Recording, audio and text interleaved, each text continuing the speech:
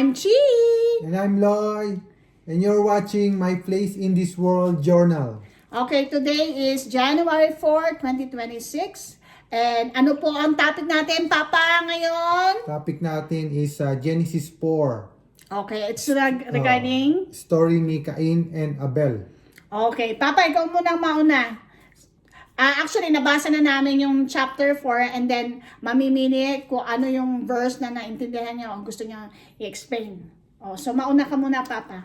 Sige, basahin ko na yung verse 1. 1 and 2, sabi mo. 1 and 2, sige. The man had relations with his wife Eve, and she conceived and bore Cain, saying, I have produced a man with the help of the Lord. Next, she bore his brother Abel.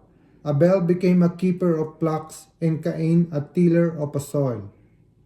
Okay. So, yun. Anong pagkakaintindi mo dyan, Papa? So, nagkaroon sila ng anak, Cain and Abel. So, si Abel became a keeper of the flocks. So, parang siya yung taga-alaga ng mga sheep, mga lambs. So, si Cain naman, parang siya yung sa farmer, nagbubungkal ng lupa. Oo. Para Farmer, ano? Mag-ano ng mga gulay tsaka prutas. So, bali si Cain ang una and then second si Abel. Ano? Ako naman ang next na sa anong verse. Okay, Papa, pakipasa yung sige. verse Ako magbasa. 7 hanggang 8. 7 hanggang 8. So, if you do well, you can hold up your head, but if not, sin is a demon lurking at the door. His urge towards you, yet you can be his master. Cain said to his brother Abel, let us go out in the field. When they were in the field, Cain attacks his brother Abel and killed him. Okay. Ayan. Ang tanong dyan, bago tayo dyan, ano ang dahilan, bakit nangyari yan? Bakit pinatay ni Cain si Abel? Ano ba yun? Magandang tanong. Yan ang napakagandang tanong. Ano ba Kasi dyan? nung nag-offer si... Ano dito? Ano bang version gusto mong basahin dyan? sige, ito na. Maganda na ako. Basahin ko na yung 3. Verse 3. In the course of time, Cain brought an offering to the Lord from the fruit of the soil, while Abel, for his part, brought one of the best firstlings of his flock. The Lord looked with favor on Abel and his offering, but on Cain and his offering he did not. Cain greatly resented this and was crestfallen. Okay So, na. So, ibig sabihin, Ibig sabihin ng pagkaintindi ko, si Lord God nagkaroon ng pabor kay Abel, hindi kay Cain. Kaya nagtampo siya, nagalit siya, tsaka nadismaya, crestfallen and resentful. Kumbaga sa sa ating mundo, ibig sabihin noon sa akin is, nainggit si Cain kay Abel kasi bakit si Lord nagustuhan yung binigay ni Abel? Bakit yung kanyang ini-offer kay Lord, ino-offer niya kay Lord, walang sinabi si Lord. Oo, wala. Naging pabor siya kay Parang mas nasiyahan si Lord doon sa ibinigay ni Abel. Yun ang tama. Oo, di ba? Tapos, kaya yan, nandyan yung pakiramdam niya na, naiinggit ako. So, anong ginawa niya? Pinatay niya si Abel. Out of ng sobrang galit. Sobrang inggit. Okay. Yun. So, okay. Diyan na nag-start. Okay, so ikaw naman, ano bang verse ka dyan? Meron ka bang 12, 13? Wala. Meron akong verse na 16, 25 to 26. Ako muna. So, yung pakibasa naman, Papa, ang verse 12. Verse 12. Excuse me. If you till the soil, it shall no longer give you its produce. You shall become a restless wanderer on the earth. Oh, ayan ang tanong. Hindi ko naintindihan Word lang masyado to, yan. Ha? Okay, continue ang basa sa verse 13. Cain said to the Lord, "My punishment is too great to bear." So, nagrereklamo na si Cain. Masyadong malaki Masyado ang daw, punishment. ano daw ba yung punishment? Oh, saan na yun ng punishment dyan? Yan. Yan ang ano ba ang punishment sa kanya? Sabi sa kanya, "Since you have now banished me from the soil, and I must avoid your presence and become a restless wanderer on the earth, anyone may kill me at sight. Not so, the Lord said to him, if anyone kills Cain, Cain shall be avenged sevenfold." Ganon ka, si Cain. Talagang gaganti siya. Papatay din siya. No. Sevenfold. Ha? Ganun ba yun Cain ang shall be avenged. Avenged. Ano ba ang If anyone vengeance? If anyone kills Cain, Cain shall be avenged sevenfold. Ibig sabihin nun, So, yun ang pagkaintindi ko. So, kung ibig sabihin nun, yung hindi niya nakuha, yung parang pinapahiwatig, ito ang intindi ko ang sinasabi ni Lord, pag si Cain nagalit, ay hindi nakuha ang gusto, papatay. Kaya niyang gumante, kaya niyang para maging best siya. Parang gano'n, di ba? para makuha niya yung gusto niya. So, ano ba yung sa'yo? May 24 ako. Sige, basahin ko yung 24 mo. Okay, please, Okay. Papa. Verse 24. If Cain is avenged sevenfold, then Lamech 77-fold. 77-fold. Okay. Eto, ang story niyan, Anak ni Cain kasi si Lamech eh. hindi. Sa baba-baba. Sa ano na yun? Sa Pinaka- ibang generation na, pero Ah. ang pinaka-pinuno, Si Enoch. pinaka-root niya is si Cain. Tapos si Enoch, tapos sumunod-sumunod. Ngayon si Lamech, pumatay ng isang young man tsaka isang lalaki. So, pumatay, ibig sabihin nun, 77-fold. Fold. Sobra ang tindi ng, ano ba tawag dito? Yung galit, inggit. Ano? Yes. Ganun na nga. Ganon ang nangyari. So, ikaw naman, ano Papa ang sayo? Sa akin is Anong verse? sa 25. Okay. Verse 25. Adam again had relationship with his wife, and she gave birth to a son whom she called Seth. God has granted me more offspring in place of Abel. She said, because Cain slew him. So Seth, in turn, a son was born, and he named him Enosh. At that time, men began to invoke the Lord by name. Ano ibig So, sabihin yan, Papa? nagkaroon uli sila ng anak kay Adam and Eve. Kasi pinatay kasi ni Cain si Abel. Ang kapalit nyon, nagkaroon pa sila ng maraming anak. So, whom she called bali, Seth. ang ika-third na anak is si Seth. Si Seth. Yes. Dahil parang replacement Kapalit ni Abel. Abel dahil pinatay Kasi niya. pinatay ni Cain eh. Oo. So nagkaroon pa rin sila Ito ng lang isang ang anak. tanong ko ha. May tanong ako. Kasi while I'm reading the Bible, ito ang tanong ko, homework na naman natin yan. Kasi sabi dito, Adam and Eve, ng anak. May pinanganak na Abel and Cain. Ngayon, si Cain, nakapag-asawa. Tapos nagkaroon ng anak na Enoch. And then, sumunod-sunod na yung generation. Ngayon, ang tanong ko, saan ang galing yung asawa ni Cain? Ayan, ano? Oh, magandang tanong yun. Di ba? Parang naano lang ako. Hindi pa, Paano nagkaroon ng... Oh. Akala ko yun yung nag-umpisang generation ni Adam and Eve. So, Nagkaroon sila ng anak. mm, Nagkaroon sila ng anak, Cain and Abel. Oh. So, paano nangyaring napunta siya sa land of Nod, east of Eden, then nakapangasawa si Cain. At nagkaroon nagkaroon sila ng anak. And then, si Enoch.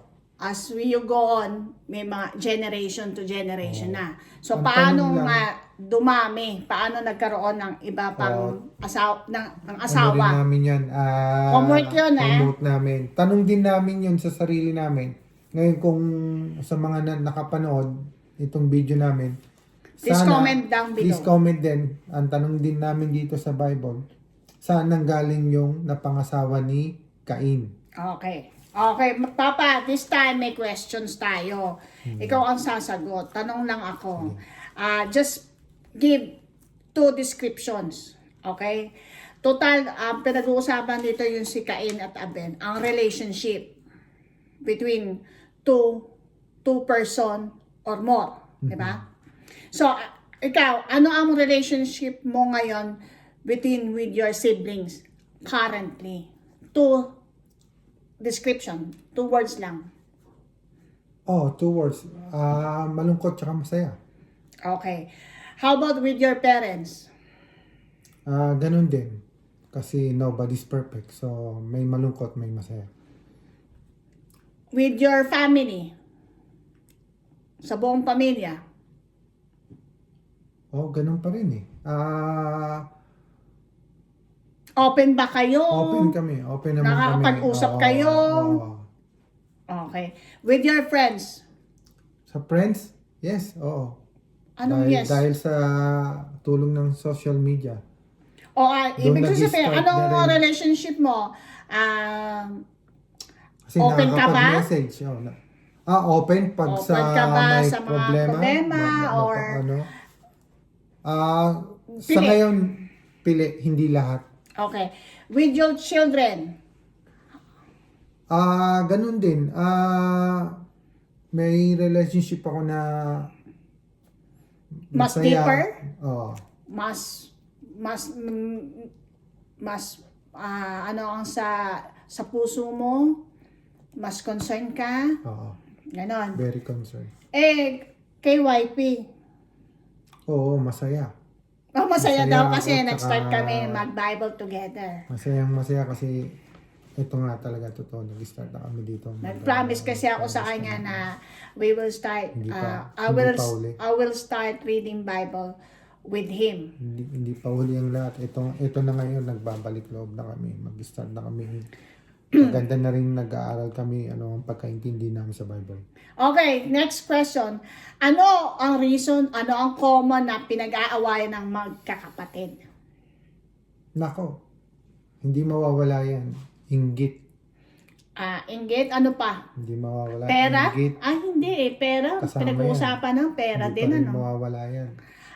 Is it more materials? Inggit. Nag-i-start ang inggit sa bayan. Magtatampo. Tampo, galit, ano. Pero bakit nga nagagalit? Siyempre sa inggit din, di ba? Totoo yan. Talagang ang root talaga is Totoo inggit. talaga ano? yan. Talagang diyan nag-i-start. Ano ang lesson learned mo from the start na ikaw ay yung relationship mo between your siblings, sa mga magkakapatid? Nung start ka ng bata ka at sa ngayon, pag binabalikan mo yung nung bata ka, tapos i-compare mo ngayon yung relationship mo ngayon, may mga edad na. Ayoko nang sabihin yung edad. No. Diba? So ano ang comparison mo nung bata ka with them, growing up with them? Kadalasan naririnig ko, ang sarap balikan yung mga bata pa kayo kasi masaya kayo, di ba? Masaya kayo. Naglalaro. Andun pa rin ba yung away-away, Hindi di ba? mawawala talaga. Walang perfect. Laging may nag-aaway. Pero nagbabati rin. Meron bang nararamdaman yung favoritism ng Hindi rin nanay? mawawala yan. Meron din yan. Diba? Pero ngayon, that was before, yung bata kayo.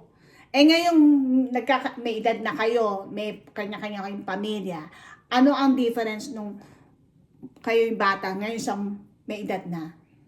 Relationship. Malaki ang difference. Siyempre, may kanya-kanyang pamilya na, di ba? Oo nga, ano yung relationship nyo? Ano na yung nabago? malaking nabago. Hindi na masyadong nagkita-kita at nagsama-sama kasi ako na nahiwalay. Nasa ibang bansa na ako. O, yun na ang reason, di ba? Oo. So, Pero may hindi... communication pa rin through video and call. Okay. So, ibig sabihin nun, no, magkakasama kayo, magulo. Ngayon, nagkahiwa-hiwalay kayo,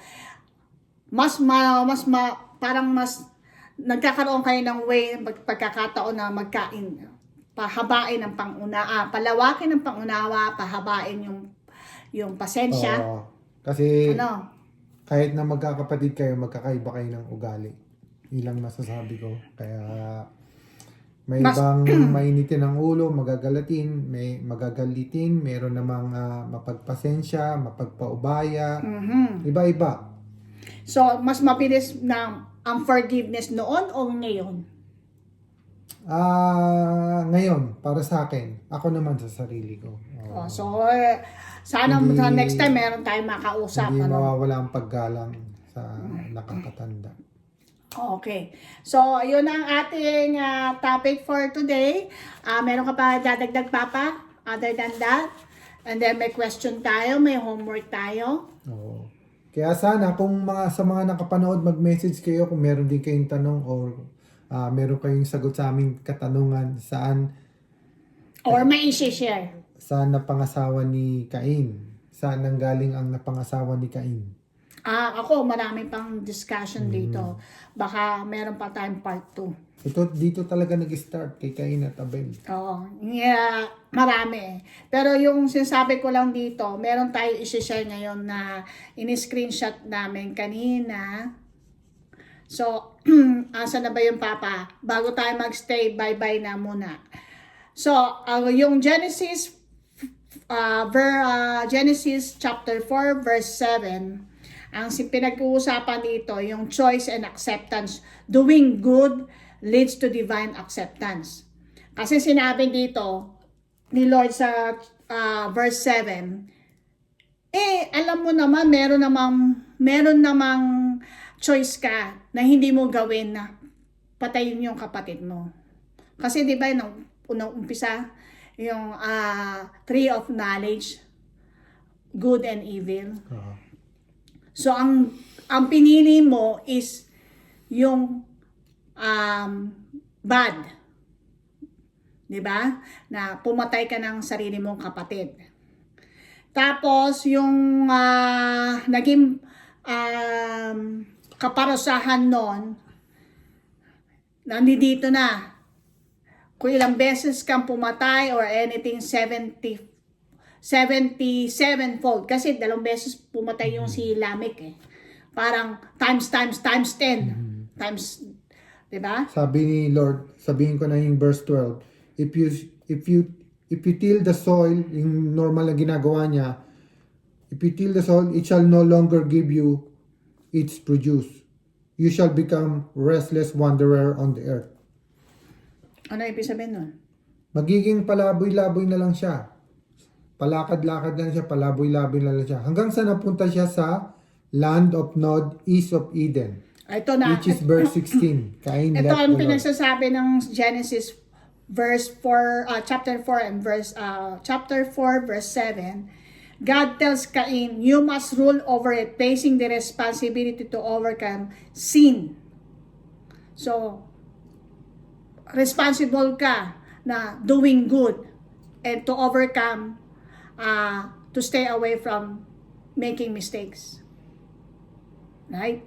So anyway, yun na yung tayo nag-start. Okay, anyway, good night! Thank you very much! Goodbye! Words to ponder. If we are faithless, He remains faithful, for He can't deny Himself. Paul's second letter to Timothy, chapter 2, verse 13. Thank you for watching!